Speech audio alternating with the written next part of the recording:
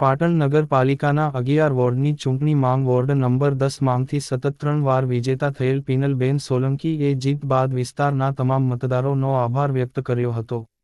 ચૂંટણી માંગ પોતાની સાથે ખભે ખભો મિલાવીને પ્રચાર પ્રસાર કરનાર સંનિષ્ઠ 30થી વધુ કાર્યકરોને સાથે રાખીને રણુજા અને જેસલમેરના પ્રવાસનું સુંદર આયોજન કર્યું હતું.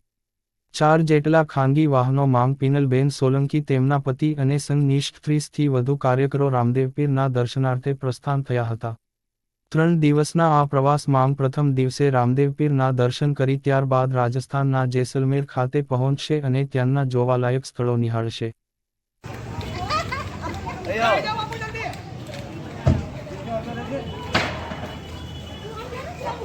સોરી બધું